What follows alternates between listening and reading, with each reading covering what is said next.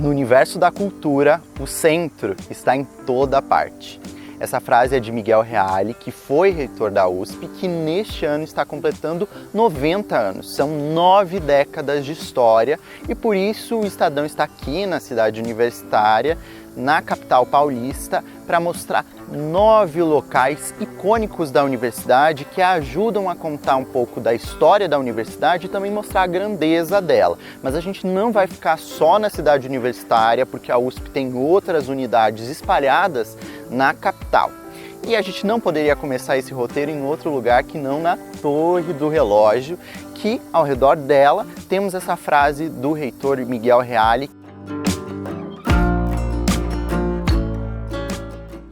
A Torre do Relógio, ela foi projetada pelo arquiteto Rino Leve, junto com o edifício da reitoria da USP, que está ali atrás. Então, a proposta era justamente fazer esse eixo, né? A relação do edifício com a torre como um dos pontos de centralidade mais importantes do campus Butantã mesmo. Inaugurada em 1973, ela é composta por 2 placas. Em cada lado é adornada por 6 painéis, com desenhos que representam as ciências humanas e as exatas, propondo a união entre o mundo da fantasia e da realidade.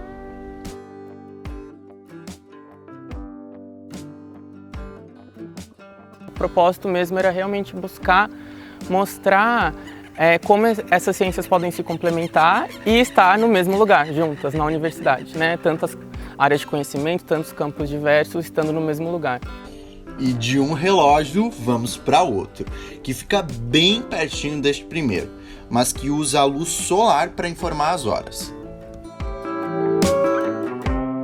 O relógio solar, ele é um projeto que foi encomendado por um reitor da universidade em 1985 e foi projetado por um professor da Faculdade de Arquitetura e Urbanismo, o Caetano Fracaroli.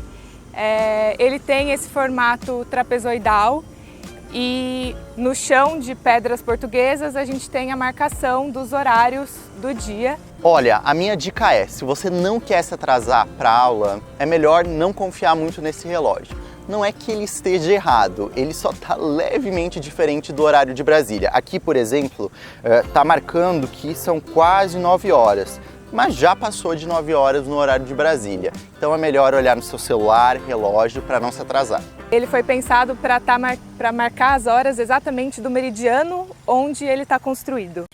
E falando em tempo, nossa próxima parada é num lugar onde ele fica congelado para consultas posteriores. Bem-vindos à Biblioteca Brasiliana Gita e José Mindlin. A Brasiliana recentemente fez 10 anos, ela foi inaugurada em 2013 e a ideia era que ela pudesse receber um acervo que foi doado à USP pela Gita e o José Mindlin, que tinham uma biblioteca particular com mais de 30 mil itens. Ela é brasiliana porque as obras aqui disponíveis ajudam a contar a história do Brasil. Com livros que datam do século XVI, foi necessário um projeto arquitetônico bem específico e moderno para manter o acervo em boas condições. Então, toda a climatização do edifício, as paredes de vidro recebem uma proteção UV para também garantir a melhor preservação desses livros. Esse edifício ele conta com um grande número de placas solares na cobertura que garantem uma grande eficiência energética, então ao longo do dia toda a energia que ele gasta, ele mesmo produz a partir das suas placas solares. É uma biblioteca pública, está aberta para a comunidade. Após se cadastrar e fazer uma requisição de consulta no site da biblioteca, você vai poder manusear a obra em uma sala especial. Isso porque se tratam de livros raros e únicos, alguns com dedicatórias exclusivas dos autores e até de ex-presidentes.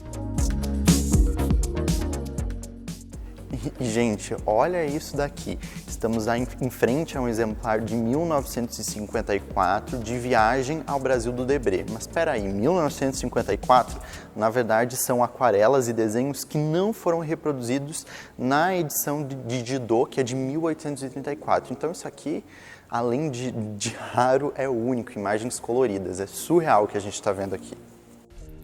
De um lugar que conta a história do Brasil, vamos para outro que ajuda a contar a história da USP.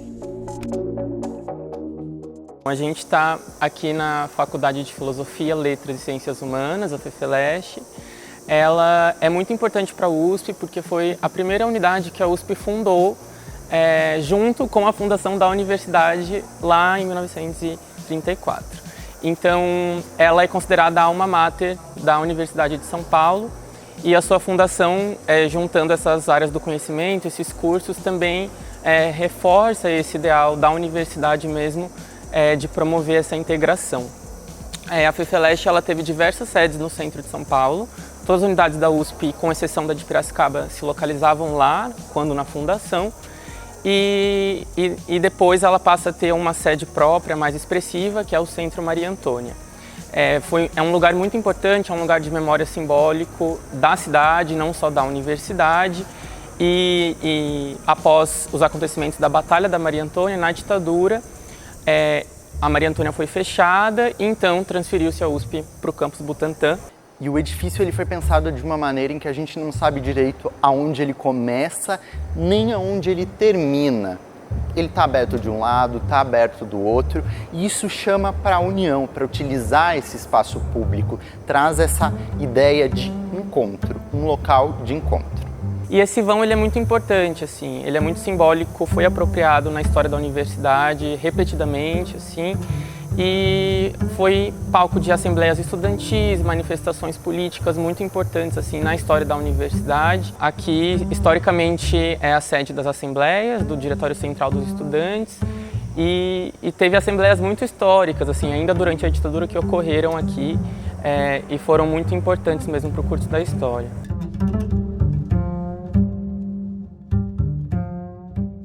Das humanas, vamos pular diretamente para as exatas. O edifício do biênio, ele tem esse nome porque ele é onde são dadas as aulas dos 2 primeiros anos das engenharias. E para marcar mesmo esse símbolo educacional da Poli, foi construído o biênio. São 2 blocos, um dos blocos é esse, o bloco circular, também conhecido como cirquinho, pelos estudantes, que é um nome bem afetivo, assim, do cotidiano mesmo. E também tem um bloco mais retangular, um pouco mais atrás, são lâminas mesmo, que também tem as salas de aula. E desse ângulo aqui a gente entende por que o prédio recebe o apelido de cirquinho. A gente está numa sala de aula e o formato é mesmo de um anfiteatro. E uma curiosidade para você que também não é estudante de exatas como eu e talvez não esteja acostumado com isso. Por aqui não temos problemas de lousa, não falta espaço. Ou seja, o cálculo pode começar aqui embaixo. Faltou espaço? Calma que a gente arranja mais. É só levantar e o cálculo continua aqui. Agora, quando a gente vê uma estrutura dessas, a gente se pergunta como é que constrói isso. Marina, me explica, como é que a gente chega nesse prédio aqui que a gente está vendo? Bom, de uma forma muito básica, assim, para a gente entender rapidamente, para construir um edifício desse em concreto, a gente faz uma forma antes, de madeira. Então, é como se fosse, como a gente estava falando antes, um negativo desse edifício, né?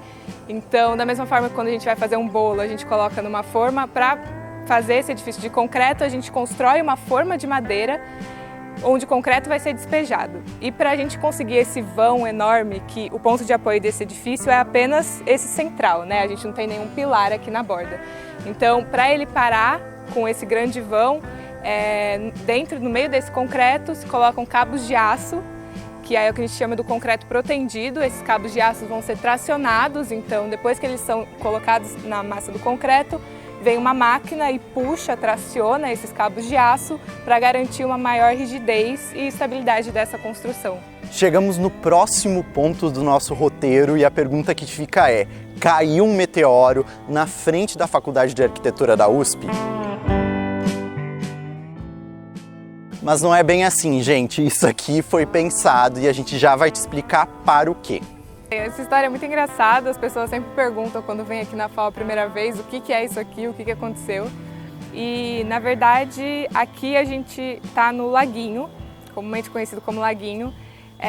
Esse espaço ele foi construído junto com a construção do prédio da FAO na década de 70 e a história dele é ligada a uma tradição dos alunos da Faculdade de Arquitetura que quando a sede era num casarão lá em Higienópolis, tinha uma grande fonte na entrada desse casarão e onde anualmente os calouros eram batizados pelos seus veteranos. E anualmente esse espaço a gente enche de água com um caminhão-pipa e os calouros são batizados pelos veteranos num rito de passagem que já virou tradição na faculdade. Antes de vir para o campus Butantã, a Faculdade de Arquitetura e Urbanismo tinha como sede um casarão na Vila Penteado, em Higienópolis. O edifício é um dos últimos remanescentes do estilo Art Nouveau na cidade de São Paulo. Junto com outras unidades da USP, ao final da década de 60, em um contexto de repressão da ditadura militar, a FAO se desloca para a cidade universitária. Esse prédio que a gente está agora, que é o prédio da FAO atualmente, ele foi inaugurado em 1969 e o arquiteto que projetou chama Vila Nova Artigas. Ele é um dos grandes arquitetos do modernismo, brutalismo da Escola Paulista de Arquitetura, que a gente chama, e a FAO é um dos prédios mais conhecidos, mais icônicos desse movimento. A ideia do Artigas aqui na FAO era que o próprio prédio fosse um educador de arquitetos e urbanistas. Então, aqui a gente tem o Salão Caramelo, por exemplo, que é uma grande praça pública coberta. A FAO não tem portas, então também tem uma transição de pessoas constante, as pessoas entram e saem e transitam no edifício de uma forma muito fluida. Nós estamos aqui no piso dos estúdios, onde os alunos podem vir para cá para estudar antes de uma prova, fora do horário de aula, mas não necessariamente, porque aqui também funciona como sala de aula. Uma sala de aula bem aberta, como a gente está vendo aqui, não tem uma parede delimitando, então quem está passando está ouvindo a aula às vezes. Aqui são feitas as disciplinas de projeto, então são disciplinas um pouco mais práticas. E agora eu vou mostrar aqui para vocês alguns resquícios, algumas pinturas rupestres, entre aspas, que sobraram do semestre anterior. Aqui a gente consegue ver uma planta, então estávamos estudando isso aqui. E aqui a gente tem o corte de um projeto, então a gente tem o terreno e aonde o edifício seria erguido. Então são os resquícios, as pinturas rupestres do semestre anterior. Poderíamos passar mais algumas horas e até dias na cidade universitária, mas agora é hora de visitar outras unidades da USP que estão espalhadas por São Paulo. Comecemos então por uma velha conhecida, São Fran para os íntimos, Faculdade de Direito do Largo de São Francisco para quem é de formalidades. Esse é um dos edifícios mais conhecidos da USP, né? Acho que um dos mais icônicos também. A gente está bem no centro de São Paulo, no centro histórico de São Paulo, e esse edifício ele é datado de 1930, da década de 30, mas a Faculdade de Direito da USP já ocupava esse espaço desde o século XIX, desde 1827. Nesse vitral a gente vê o primeiro edifício, né, o Convento de São Francisco, feito em taipa de pilão, que foi a primeira sede da Faculdade de Direito. O convento inicialmente era um edifício de 2 andares em taipa de pilão, e por muitos anos a Faculdade de Direito ocupou esse convento, até que na década de 30 ele é demolido e esse edifício neocolonial é construído no lugar com toda essa imponência. Foi aqui, no Pátio das Arcadas, que em 11 de agosto de 2022 foi lida a Carta às Brasileiras e aos Brasileiros em defesa do Estado Democrático de Direito. A Faculdade de Direito do Largo de São Francisco ela é muito conhecida por ser palco de muitos movimentos políticos no Brasil, né? Na época do movimento das diretas já, o Largo de São Francisco foi um espaço de muitas manifestações históricas. Nos últimos anos, a leitura da Carta foi a mais recente, né, como você mencionou, mas movimentos desde a Revolução Constitucionalista, muito se fala que os primeiros ideais republicanos foram sendo alimentados aqui dentro da Sanfran, né? Então, a história política do Brasil passa muito por esse espaço também. E não dá para visitar Sanfra sem passar pelo Salão Nobre, que nos proporciona uma viagem no tempo com esse mobiliário também neocolonial. Ligada sequencialmente ao Salão Nobre e igualmente deslumbrantes, temos a Sala das Becas, onde ficam as togas dos professores, incluindo nomes bastante conhecidos, como Alexandre de Moraes e Ricardo Lewandowski, e a Sala da Congregação, na qual os professores se reúnem para reuniões. É um trio de tirar o fôlego.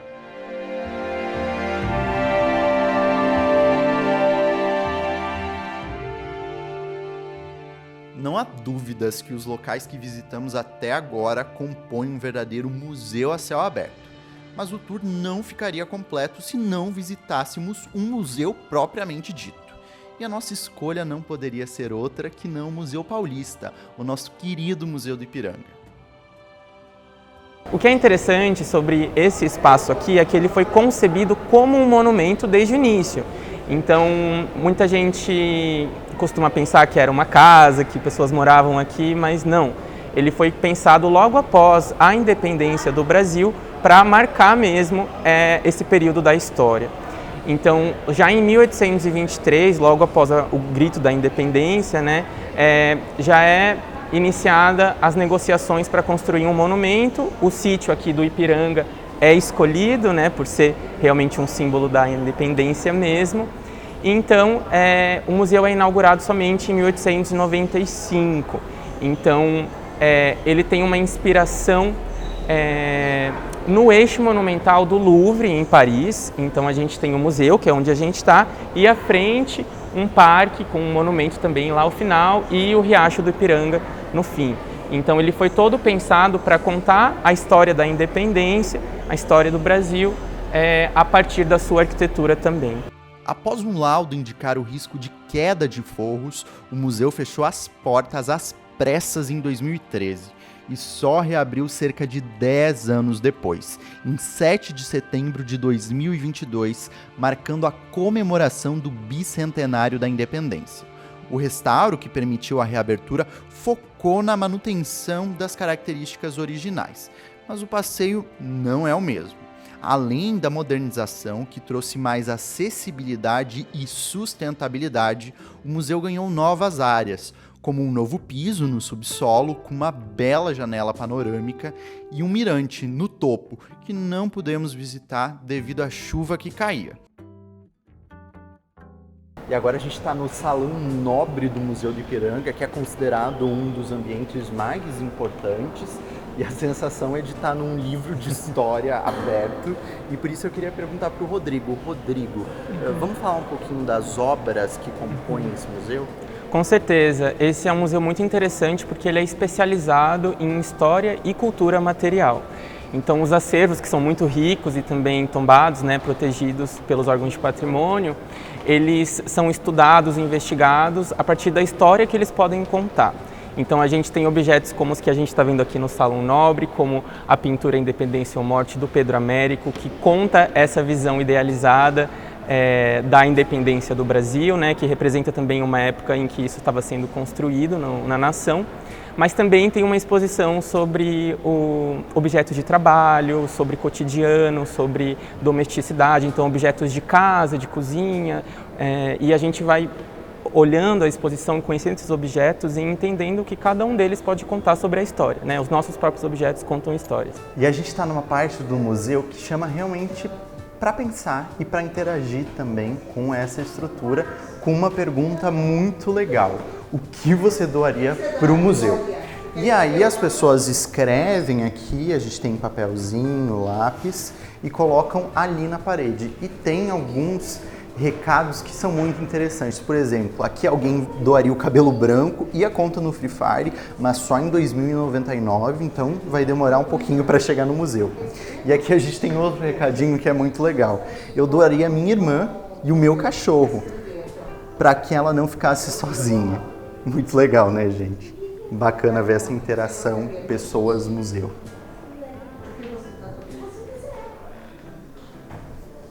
E não são só objetos comuns que podem compor o acervo de um museu. por que não pessoas? E é claro que o Ipiranga não deixaria que elas ficassem de fora. Van Memelen, ele é esse pintor muito conhecido assim por suas obras, né? E o museu recebeu esses retratos que são super interessantes porque retratam pessoas negras da cidade, né? Então a gente vê cenas e pessoas do cotidiano, assim. É muito interessante dentro de um museu a gente ter pessoas negras representadas sorrindo, com flores, no seu ofício, crianças, diferentemente da narrativa tradicional de escravidão, de sofrimento.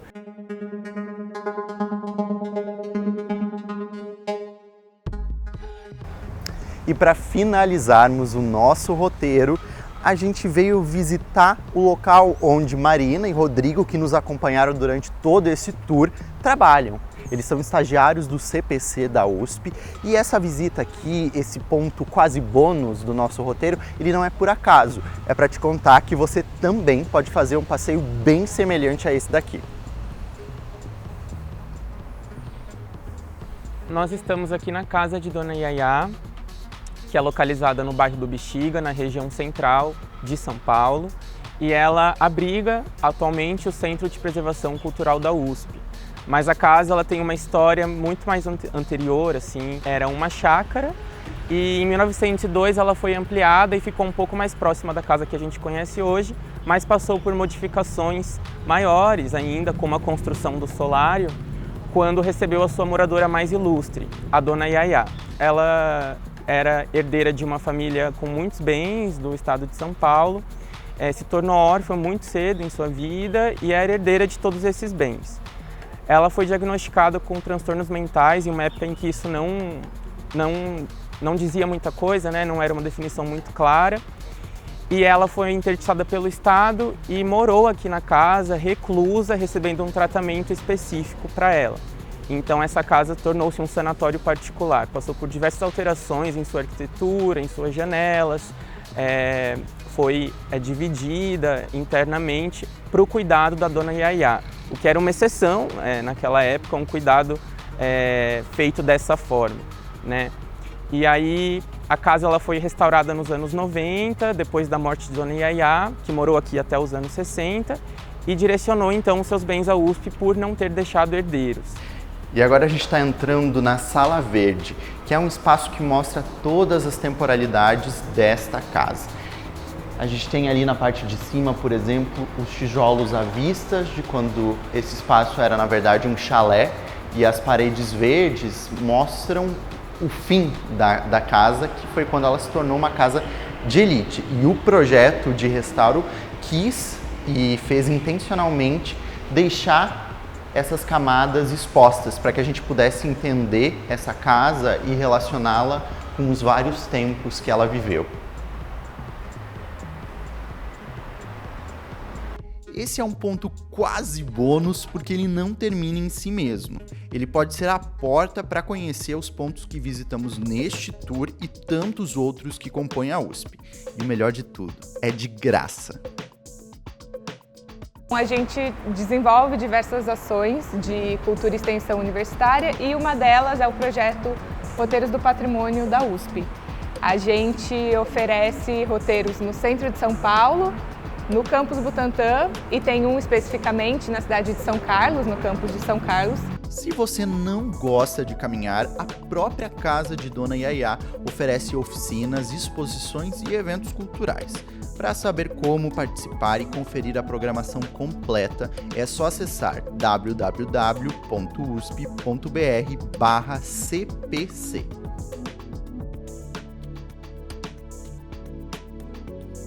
Eu acho que a USP conta também muito da história de São Paulo, da cidade de São Paulo, do avanço urbanístico aqui no centro, a gente consegue ver muito isso no nosso roteiro, mas também do ponto de vista da educação e da evolução da educação pública no Brasil, né, em nível superior. Então, eu acho que a USP é parte da história da nossa sociedade, é muito importante que isso seja conhecido pelas pessoas.